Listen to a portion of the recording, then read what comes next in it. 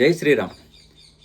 ఈ నా అన్వేషణ గడి గురించి గత కొంతకాలంగా సోషల్ మీడియాలో అనేక వీడియోలు వస్తూ ఉన్నాయి. వాడు మాట్లాడినటువంటి విషయాలన్నీ ప్రజలందరూ చూస్తూ ఉన్నారు.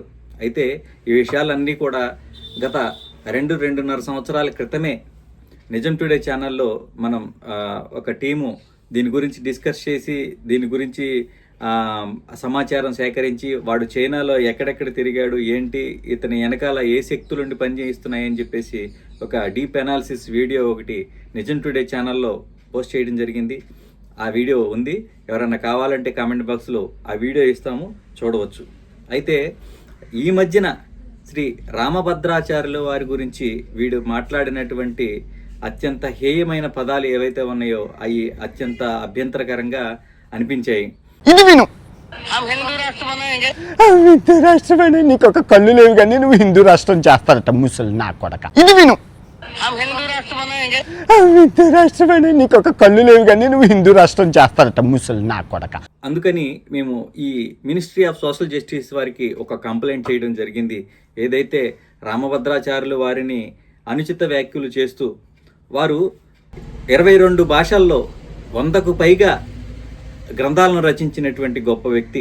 అంతేకాకుండా మన రాముల వారి జన్మస్థలం ఏదైతే ఉందో ఆ జన్మస్థలం రాముల వారు జన్మించారు అని నిరూపించడానికి వారికి చూపు లేకపోయినప్పటికీ అనేక గ్రంథాలను అధ్యయనం చేసి వారి గురువుల దగ్గర నుంచి వచ్చినటువంటి సమాచారాన్ని కోర్టుకి విన్నవించడం ద్వారా ఈరోజు మనం అక్కడ అయోధ్యలో రామమందిర నిర్మాణం చేసుకోవడానికి అదొక ముఖ్యమైన రీజన్ అని చెప్పుకోవచ్చు.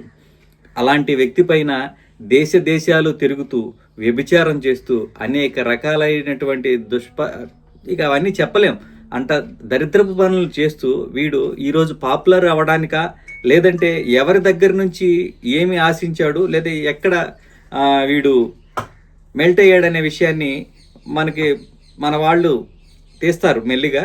కాకపోతే అప్పటి వరకు వెయిట్ చేయాల్సి ఉంటుంది. కాబట్టి ఇతని మీద ఎక్కడైతే మనకి లీగల్గా దొరుకుతాడనే విషయాన్ని అందరూ చూస్తున్నారు. అనేక కేసులు పెట్టారు, వస్తుంది. వాడిపైన లుకౌట్ నోటీసులు వచ్చాయి. అదేవిధంగా మనం ఈరోజు మాట్లాడినటువంటి విషయం పైన కూడా మినిస్ట్రీ ఆఫ్ సోషల్ జస్టిస్ వారికి కంప్లైంట్ చేయడం జరిగింది. మన లీగల్ టీం అరుణ్ కుమార్ గారు కూడా దీనిపైన ఒక కంప్లైంట్ ఫైల్ చేయడం జరిగింది.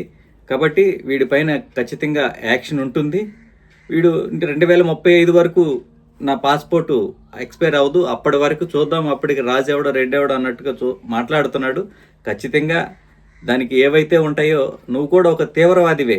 ఎందుకంటే ఎప్పుడైతే భారతదేశాన్ని కించపరుస్తూ ఇతర దేశాలని గొప్పగా చెప్తూ, ఇక్కడ మీ ఇంట్లో ఎన్ని సమస్యలైనా ఉండొచ్చు, కానీ నీ ఇల్లు చెడ్డది అని చెప్పే అంత దౌర్భాగ్య స్థితి నీకుందంటే నీ మనస్తత్వం ఎలాంటిదో చెప్పుకోవచ్చు. కాబట్టి నువ్వు ఖచ్చితంగా ఇక్కడికి వస్తావు. అలాగే ఈ మధ్యన నిన్న సాయంత్రం అనుకుంటా నాకు ఒక రీల్ వచ్చింది. అమెరికాలో మనవాడు ఏదో చేశాడంట. ఒకసారి అది ప్లే చేస్తాను, చూడండి. ప్రపంచ యాత్రికుడు యూట్యూబర్ అన్వేష్ ఉన్నాడు కదా, వీడి గురించి ఎవరికీ తెలియని కొన్ని డార్క్ సీక్రెట్స్ నేను ఈరోజు చెప్తాను. వీడు యుఎస్లో ఉన్నప్పుడు కాలిఫోర్నియాలో మా ఇంట్లో ఉండేవాడు అనమాట. కొంతమంది తెలుగు వాళ్ళు రిక్వెస్ట్ చేస్తే వీడికి ఎక్కడ రూమ్ లేదు, తినడానికి తిండి లేదు అంటే మా ఇంట్లో పెట్టుకున్నాం. ఆ తర్వాత వీడు చేసిన లత్కోర్ ఎదో పనులు ఎలాంటివి అంటే, అదే రూమ్లో ఉన్న కొంతమంది కపుల్స్ వీడియోలు తీసి వాళ్ళని బ్లాక్మెయిల్ చేయడం స్టార్ట్ చేశాడు. సో తర్వాత తెలుగు వాళ్ళందరూ తెలుసుకుని వీడిని చితక్కొట్టేయడం, పోలీసులకు అప్పగించడం కూడా జరిగింది. వీడు ఎలా అంటే అక్కడ ఉండే స్కూల్ గర్ల్స్ని ట్రాప్ చేయడం, హోమ్లెస్ అమ్మాయిలను ట్రాప్ చేయడం, వాళ్ళని సెక్షువల్గా కూడా వీడు అటాక్ చేసిన సందర్భాలు కూడా ఉన్నాయి. ఈ విధమైనటువంటి దరిద్రపు ఎదవ వీడు. ఒక రకంగా చెప్పాలంటే వాడిని మనం బూతులు తిట్టాల్సిన అవసరం లేదు. కాకపోతే వాడు చేసిన పనులు అలా మాట్లాడిస్తూ ఉంటాయి అన్నమాట.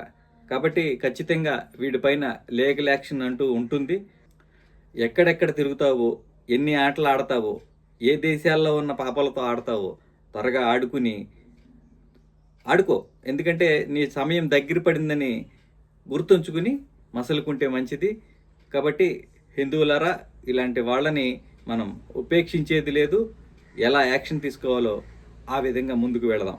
జై శ్రీరామ్. భారత్ మాతాకి జై.